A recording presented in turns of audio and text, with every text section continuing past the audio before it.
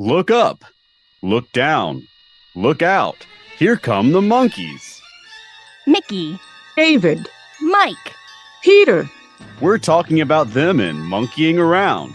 That's right, Monkeying Around has everything, including interviews, Episode reviews. album discussions. and other incredible surprises. Monkeying Around, a podcast about the monkeys. Welcome back to Monkeying Around. This week we have some very special guests. We are welcoming back Derek Miner and Alan Siler. Welcome, guys. Thanks. Hello, thank you. I guess we count as some of the incredible surprises. Yes. That's right. Nice. And we're also doing our very own Monkees Hall of Fame because a certain other Hall of Fame is lame. So we're making a more awesome Hall of Fame. Well, this time of year, usually a lot of Monkees fans are complaining that the Monkees are, again, not being inducted into the Hall of Fame. So instead of dwelling on the negative, we thought we'd have our own Hall of Fame that's all about the Monkees. And yeah, sure. And we're dealing with a little bit of lag on our end, so hopefully that won't interrupt the podcast. It already has.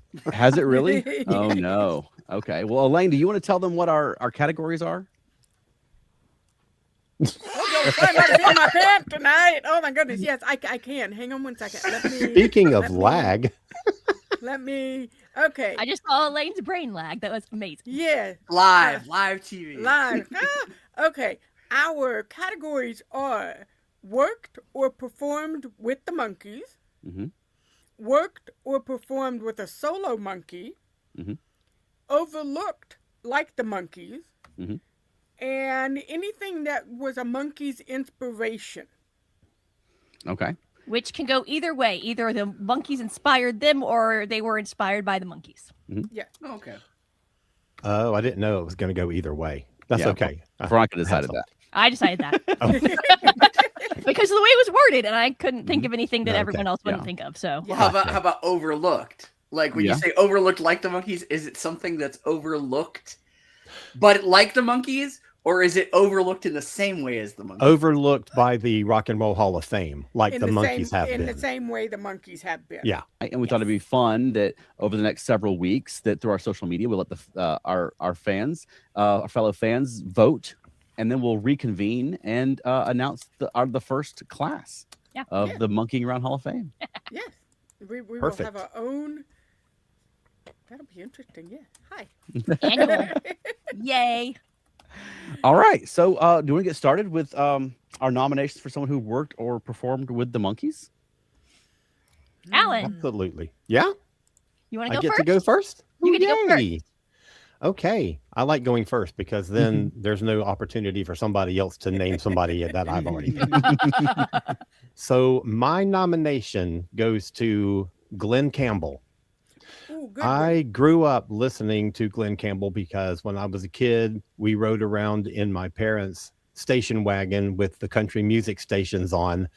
So I knew Glenn Campbell like my entire life, listening to, songs on the radio like Gentle on My Mind and Wichita Lineman and Rhinestone Cowboy and Galveston. And later in the 70s, Southern Nights, and he had a bunch of other hits. In the 60s, he had 7 #1 albums on the country chart in a row. Oh, wow. 7 in a row, back to back. And he was a member of a group of musicians called the Wrecking Crew, who played on lots of recordings by so many different artists. And Glenn himself played on records by Elvis and Sinatra and Roger Miller and the Everly Brothers, Dean Martin, Nat King Cole, and of course, the Monkees. So much of, especially those first early albums, are just imprinted with his musicianship. And as a musician, he is like upper echelon of guitarist and banjo player. He is a phenomenal talent. And one of the songs that I mentioned, Wichita Lineman, is like just an outstanding song. If you've never heard it, go listen to it. It is incredible. So Mr. Glenn Campbell, all around phenomenal musician and nice guy, passed away in 2017 after having suffered from Alzheimer's for quite a few years. Well, not quite a few years, but a solid number of years, and deserves the recognition in the Monkees Hall of Fame. As Neil Sedaka tells us, breaking up is hard to do. It's certainly hard for listeners to hear. Oh no. We're fine now. Go ahead. Okay, Chuck, you go ahead. You'll have to repeat what you said. I was saying, anyone who's watching as we go along, feel free to jump in on the comments and let us know what your opinions are. Absolutely. So we would love to hear what you think about what our suggestions are. All right. So my pick was Red Rhodes. Yes. Red performed. I mean, he's well known to Monkees fans for his work with Michael Nesmith and Michael Nesmith's solo albums in the 70s. He was also a very accomplished session musician, much like Glenn Campbell was. He performed with, I mean, everybody from the Beach Boys to the Ventures. He had a lot of phenomenal work, and he really brought a lot to Michael Nesmith's early solo work through the 70s. I mean, to the point that Nesmith would still talk about him when we saw him on tour. And that was just like 2021-ish, and so I think that he certainly deserves a nomination for the Monkeeing Around Hall of Fame. Awesome. Yay. Derek. Hopefully I'm not going to steal Elaine's here, because I think the most obvious thing, the most obvious choice here is one that I feel very strongly about. So I wanted to mention, obviously, Chip Douglas, the George Martin of the Monkees in some ways, had such an influence on what's generally regarded as the two best Monkees albums, Headquarters and Pisces, Aquarius, Capricorn, and Jones Limited. And he was very hands-on with the guys in the studio. He played on those records. He was very, very integrated with everything that those two albums came out to be. And you could say that some of the early stuff owed a lot to Boyce and Hart, but they were still under the thumb of Kirshner a little bit, and they had to share the spotlight with some other producers. So we don't really know what an all Boyce and Hart Monkees album might be like. And arguably, giving the Monkees their full free reign to kind of like hire their own producers or do what they want in the studio, while Noble kind of fell apart in the last few years. And, it was a lot of inconsistency, and Chip Douglas, through a lot of difficulty in some points, just held it all together for two spectacular records. So Chip Douglas, that's what I have to say. So that's a good one. That's a really great pick. I can't hear what you're saying, Chuck, but I think you were saying you read your nomination for the second one is what you were going to say? Yes, I did. I got distracted by my technical problems and read I read them out of order. So I also had Chip Douglas for working with the Monkees. Well, that worked then. That worked. Yeah. All right, Elaine. Elaine. I'm going to go with it's a twofer, and Derek mentioned them, Boyce and Hart. Of course. They wrote, some of the most memorable songs, and then later on went with Jones and Dolenz and did. Dolenz, Jones, Boyce and Hart. Thank you. I'm like, I don't remember what order I'm supposed to put them in. So yeah, they would be my nomination for that category. Yeah. Amazing. So everyone else went like early's Monkees, but I went like late Monkees with Adam Schlesinger. Nice. Excellent. Who did the Good Times. Partially because that's probably one of my favorite albums. That's the one that got me into the Monkees. But also all the other work Schlesinger is done with his band, and he did a lot, and I was very excited that he was one of the people working with Monkees. So he is my pick. Nice. I didn't even think about looking at. Well, like I said before we came on here, I haven't had a chance to really think about that this week, so I didn't get there. So yeah. Well, do you have another idea, Chuck? since we took Chip Douglas from you. No, I think I'll second your nomination for Chip Douglas, since that's because Chip Douglas I think is he's fantastic. Obviously, he had a huge impact on the Monkees. Yeah. Sorry, Alan, I interrupted you there. Oh, it's okay. I was just going to say that I did think of somebody from later Monkees, but I decided that if we do this again next year, and if I am invited to participate again next year, I'm going to save him for next year's list. Okay. That Okay. works. Awesome. And it's a good one. Oh, good. All right. Oh, good. Hooray.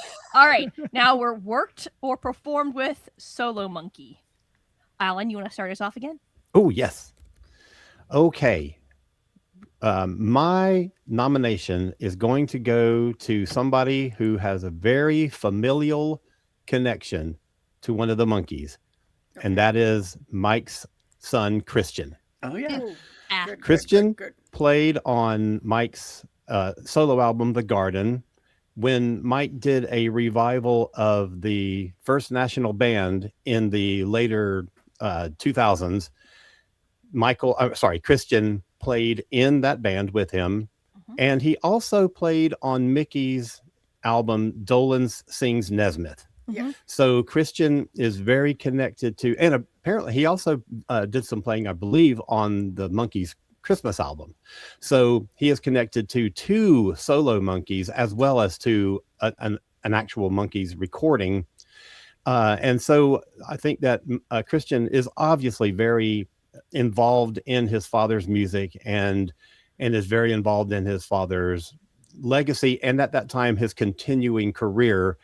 And I've listened to a couple of interviews with him, and he just seems like a genuinely nice guy. So nominated for this category is Christian Nesmith.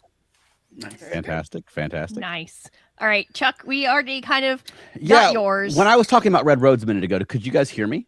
Yes. Yeah. Wonderful. Then I will continue. I won't myself.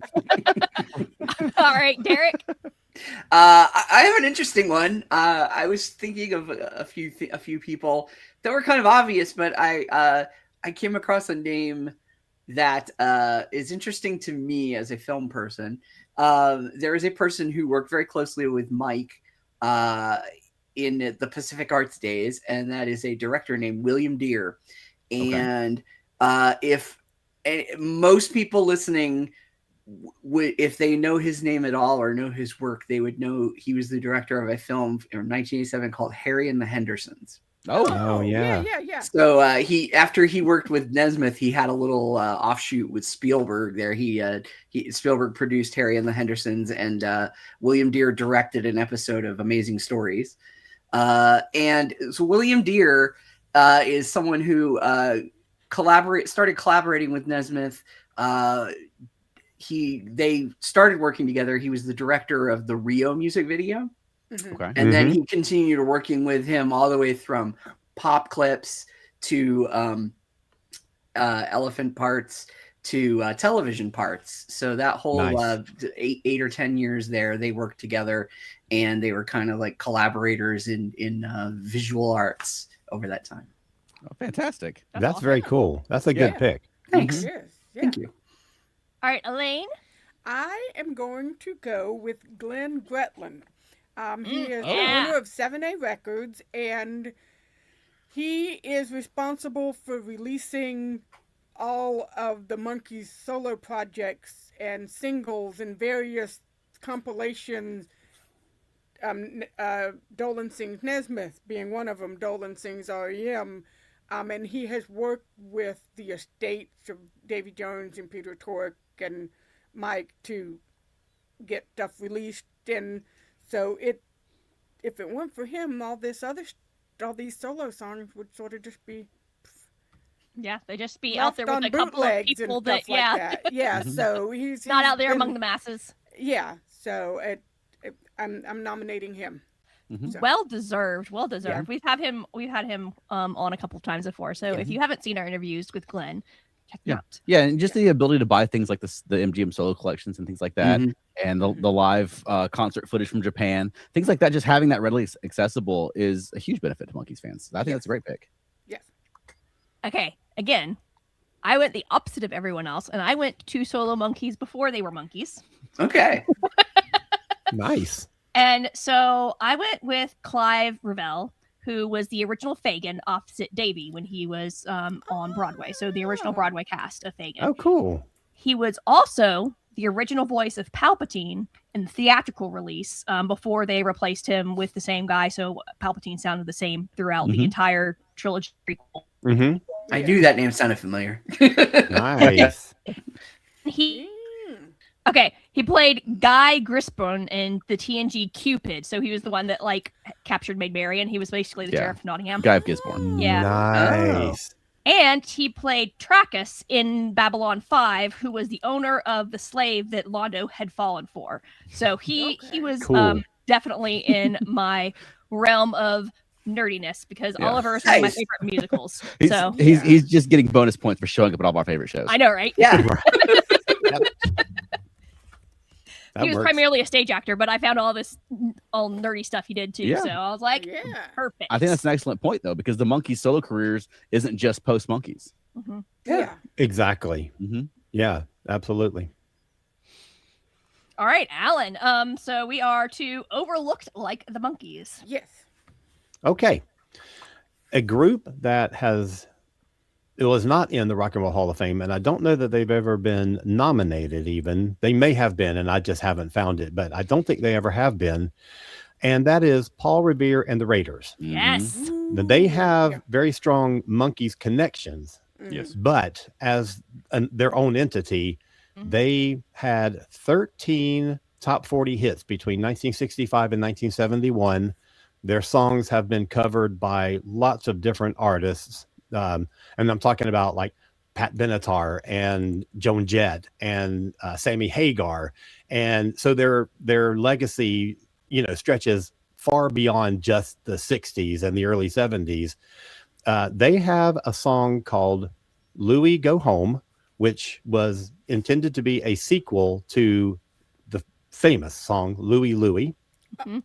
And that song, this is a side quest here. This kind of connects to my other podcast that I do, Modern Musicology.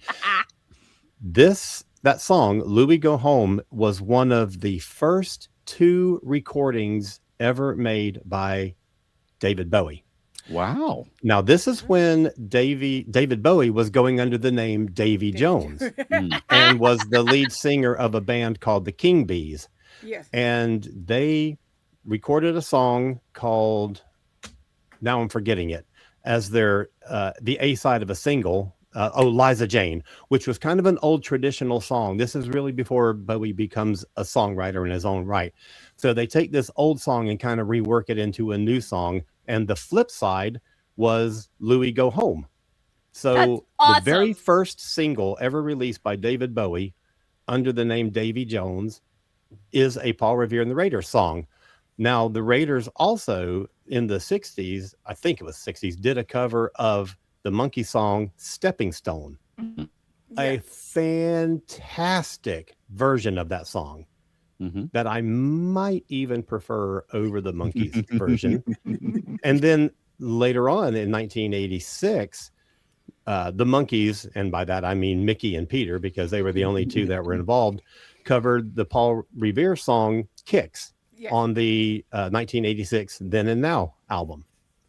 So Paul Revere and the Raiders, a really influential band. They were sort of in that same sphere as some of the Britpop bands, but they were American and really leaned into the American shtick of the whole Paul Revere thing. A lot of their album titles are like refer to the real Paul Revere in funny ways.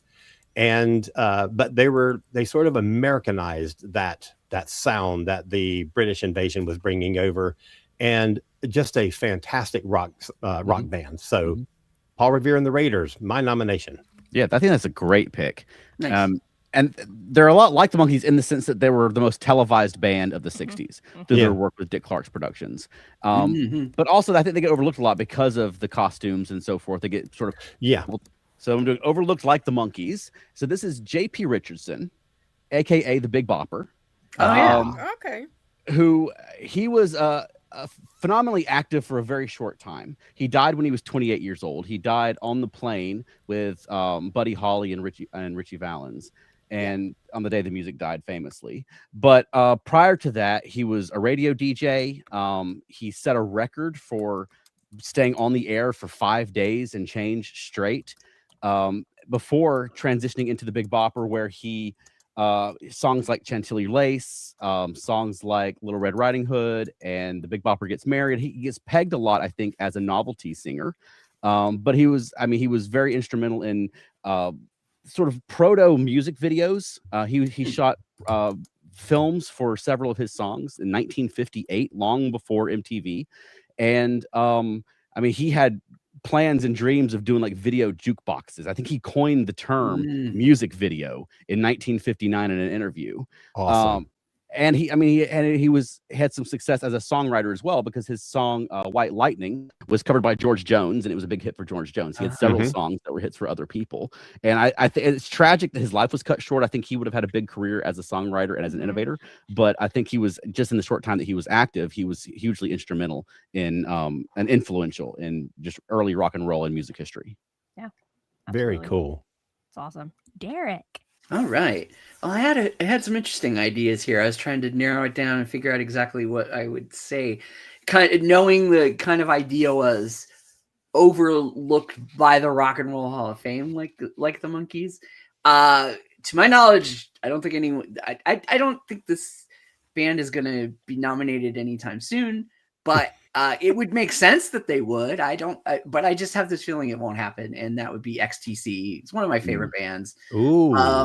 So I mean, it wouldn't be a far stretch. They don't have like a other than being kind of eccentric, I suppose. I don't know if they have the same kind of like novelty curse that some other bands do, that they would be kind of looked over as kind of like, oh, they're just silly or something. It's, I don't know if I can point to them being like extremely successful. They were having some chart success in the early 80s before they decided to take the Beatles route and stay off the road, because the lead singer Andy Partridge was having stage fright and kept the band off the road for the rest of their career. They are poster children for the Bad Manager situation, where they kind of got hampered by that and things like that.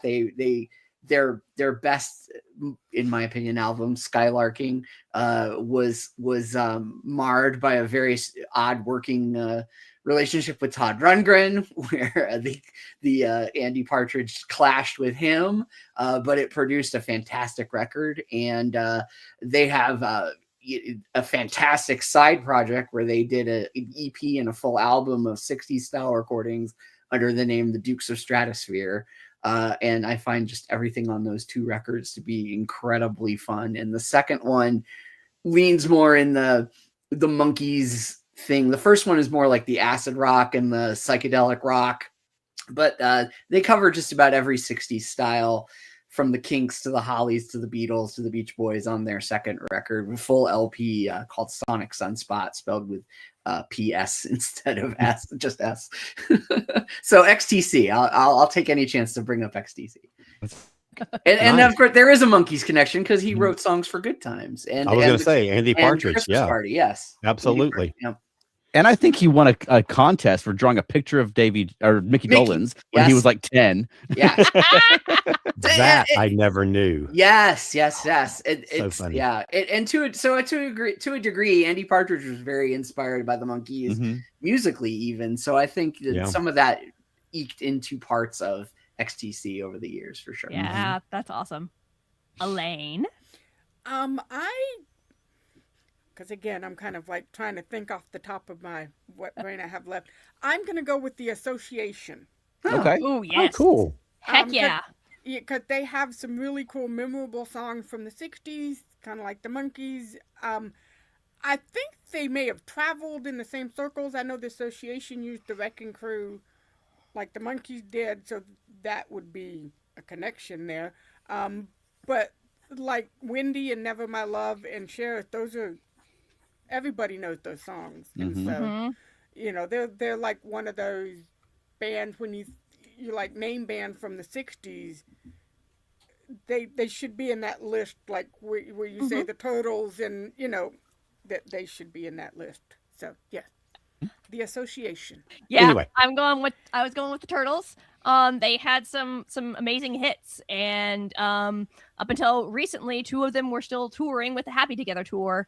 It's only recently, I think this last year was the first time that Flo wasn't touring with the Happy Togethers. But yeah, so they've been constant and still going, and some super classic songs. So they were my pick for that one. Overlooked like the Monkees. Mm-hmm. Yeah. Chip Douglas connection there too. Yeah, absolutely. Yeah. And we saw them on the Happy Together tour with members of the association. Yeah. They're one of those groups that at least some members of are still active all these years later, which I think is phenomenal for a group that was popular 60 years ago. Mm-hmm. Yeah. So. Very cool. I mean, heck, they had the Happy Together tour. It's named after them. They're the ones that do this and put all these 60s bands or what's left of them together and keep it alive. No. Somebody talk. Okay, well, now you're back. Yeah, you can talk now. Yeah, well, great. I was just saying that just because bands aren't rewriting the Bible, they certainly can have a huge impact. And a lot of these groups that are disregarded as being fluff acts, I think can have a huge impact on people and inspire people and can push the genre forward. Yeah. I agree. All right. So moving on, Monkees inspiration. Alan. All right. I am nominating the Byrds. Ooh. They were a great band. And they were a big influence on Mike Nesmith, on his songwriting style in particular, and also his playing.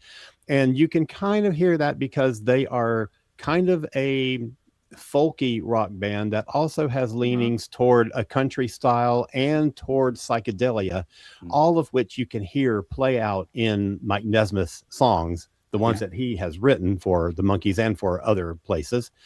And they had amazing songs like Tambourine Man, 8 Miles High, Turn, Turn, Turn. And this might be a little bit of a controversial pick because they also had a song called So You Want to Be a Rock and Roll Star, which was kind of a satire of the Monkees, kind of making a little bit of fun of the manufactured nature of like groups like the Monkees and the Partridge Family and the Brady Kids and things like that. Yeah. So, maybe that's not the best pick, but I think that they are a phenomenal band. They moved in some of those same circles as Jefferson Airplane, which is one of my absolute favorite bands of all time. Love, Buffalo Springfield, a bunch of other groups. And Roger McGuinn, who is the kind of the leader and the main songwriter of the band, is sort of a genius. And I think that you can hear a lot of McGuinn in Nez's writing and playing and and singing also. I think that a lot of his vocal style really goes back to what you hear in the Byrds. Interesting. That's awesome. That's a great pick. Thanks. Awesome. Chuck. Yeah, so I went a different direction and went with the Marx Brothers because the Monkees weren't just a musical act, but the TV show and the Monkees act, I think, drew a lot of inspiration from the Marx Brothers.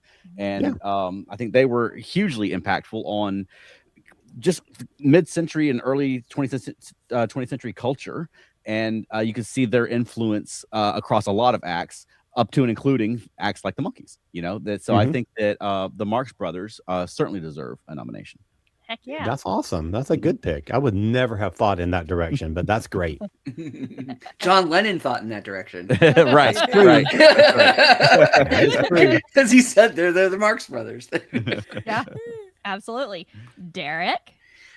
So interesting. I just had this thought about my choice because I picked James Frawley, and I picked him. Most people think like, oh, okay, he's the guy who directed most of the shows, and you could say that was inspiring them because he was their boss on these shows, sort of telling them what to do. But I mean, before the show started filming, the whole reason he came into this in the first place was that he was picked by Bert and Bob to kind of give them their improv boot camp to teach them how to be funny. So everything that they became as personalities in the show, I think you have to trace back to that early work where they were forming their sense of humor and their performances through James Frawley's guidance. And in a way, the thought I had in between your thing, Chuck, is it's kind of, I guess he becomes the medium through which he brings that Marx Brothers spirit into their characters and their performances. Yeah. I think that is a really, really smart pick. Here's why. Because a lot of the humor on the show works because you believe that these four guys are best friends. A lot of the humor works on the way that these four personalities play off of each other. And that is not a guarantee. If you cast people, that you don't have the guarantee that you're going to get that kind of chemistry.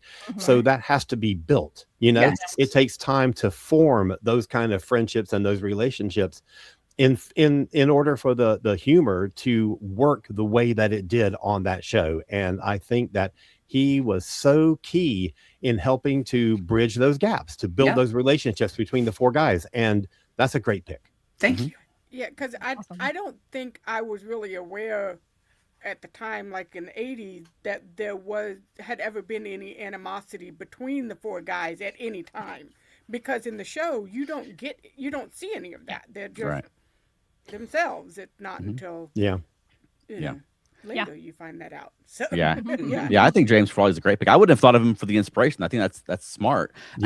For me, it was between him and Shep Douglas for someone who had worked with the Monkees, because you're right. I mean, he was hugely influential on them, and you're right. I mean, it's going back to even before they were an act, like as they were forming. I think that's a great pick.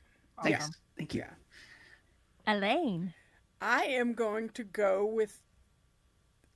They were inspired by the Monkee, because I think everybody else has kind of done what, and it's going to be a silly choice, and oddly, stupidly obvious, but the new Monkee. I thought you were going that direction. I was like, yes, I know where she's going. I hope that's where she's going. Yes.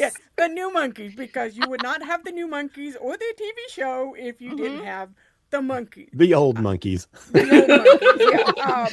There would be no new Monkees, and actually they weren't even supposed to be the new Monkees. Who knows what that's not what they wanted to be called. That's just what the higher up bigwig said. Oh, you're the new Monkees. Our name already. We're what? No, that's not what we want to be. But anyway, so and I do love the fact that later on in later years they got to work with like Mickey and become, you know, friends and perform Monkee songs, and so and their show, and be on our podcast, two of them. We still need the other two. And while their show was definitely different than the original Monkees TV show, it was a little more Pee-wee's Playhouse on acid. The best way to describe the TV show. It was still fun and wacky and very 1987. So, very cool. That's a good pick. All right, so I was also going with inspired by the Monkees, and I'm gonna go with one of my favorite current bands, the Lemon Twigs. We've talked about them before. I've dragged Elaine and Derek to their concerts before. Willingly. I enjoyed myself. I would go again. Nudge towards. But like you can hear it in their music, and you can literally see it in their music videos. There's scenes where they're pushing each other through the streets in a bed. So they literally are influenced by the Monkees in vocally and music video-y. And I think that it's great that there are young acts. I was gonna say, I think that it's great that there are young acts that are keeping that type of music alive. There's quite a few of them. So, but I settled on the Lemon Twigs because I feel like I've seen more of the Monkees in them than the others. Sure. Yeah, I think that's a great pick. All right, so that's our Monkees Hall of Fame nominations. Nominations. So y'all Elaine, have to tell us over the next coming weeks. We're gonna do some polls through our social media, so folks can vote on which who makes it into the inaugural class of the Monkeeing Around Hall of Fame. Yeah. We will do that. Yeah. Okay, great. I may make those polls instead of Song of the Day polls or something, or Mhm. Yes. one a week or something. Yeah, one a Yeah. week, something like Yeah. that, where folks can get active and also discuss it. It's not just name which one Yeah. you think, but Yeah. throw out your ideas and Mhm. and have a discussion about it, because I think that's the great thing about the fandom is that people we can connect with each other and have these conversations. Mhm. Yeah. Yeah. Yeah. Absolutely. Mhm. All right. Alan, where can people find more of you? I am all over the place, but I kind of conglomerate most of my nonsense at cosmiccreative.com, KOZMIC creative.com. And there you can find a bunch of books that I have written and published from other authors, and podcasts that I produce, which are like Modern Musicology, Doctor Who A to Z. We all have a Star Trek not convention, Star Trek podcast We have a together. convention too. We do, and that is Yeah. called Stellar Stellar Fest, Fest. and that is coming up in the end of April. Mhm. So look for all that all that stuff over on cosmiccreative.com. Mhm. And speaking of halls of fame, you were recently on television here in Atlanta Yes. discussing another hall of fame that's almost as famous as ours, called the Rock and Roll Hall of Fame. I mean, the one that I was talking about has only been around for 40 years. Right. That's all. Yes, I was on Fox 5 on their morning program, Good Mhm. Day Atlanta.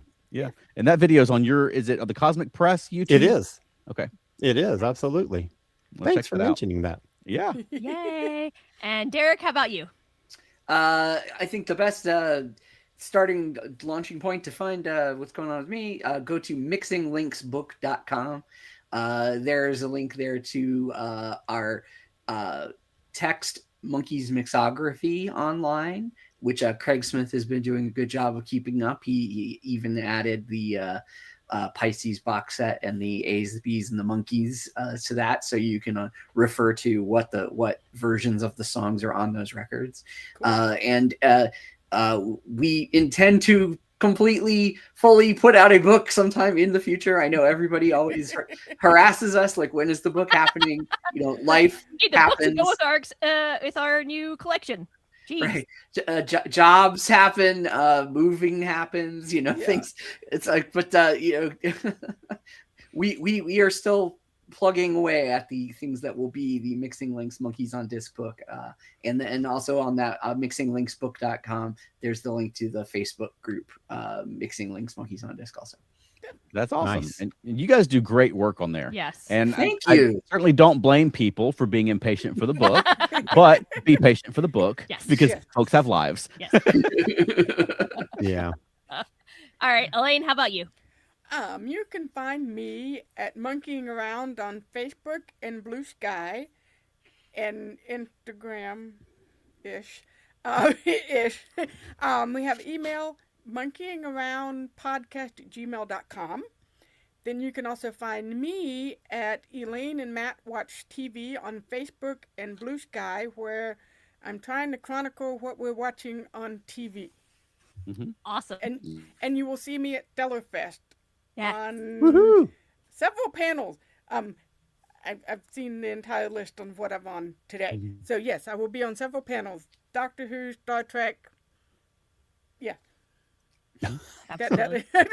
Yeah. You don't need any more than that. Come on. I know. are the I'm good ones. going to end up overloading myself like I did last year if I'm not careful. But Same. Yeah, it's okay. Oh, yeah, definitely. Yes. All right, how about us, Chuck? Feltnerdy.com or Felt Nerdy across social media, or if you like adult puppetry content, Felt Nerdy and Dirty across social media. And we have a show this coming Saturday that we're in. It's called The Prompt Show. For more information about that show, check out Felt Nerdy and Dirty on Facebook and Instagram. You can also find us at Earth Station Trek. We'll be going live tomorrow talking about Star Trek. We go live every Thursday at 8 p.m. Eastern. Alan, you're on that show with us. Yes. And all of us will be at, as has been mentioned several times, Stellar Fest at the end of April.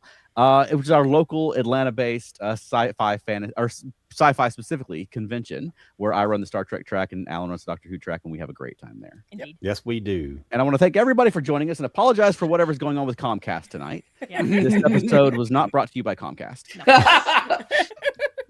Well, thanks so much for having us on. And I want to say this was so much fun because this was a really, really creative way to think about the Monkees, but in a different way. This was a way to examine the world of the Monkees in a whole new way. And I really enjoyed putting my little list together. I also want to say that I had 2 things for every one of the categories in case somebody else mentioned one of mine that I wanted to do. I had a backup. Nobody mentioned any of my second picks, so I have all of next year's ready to go. Yeah. Well, you're officially invited for next year. Yes, yes, both of you, obviously. Sweet. So. All right, everyone. Thanks for monkeying around.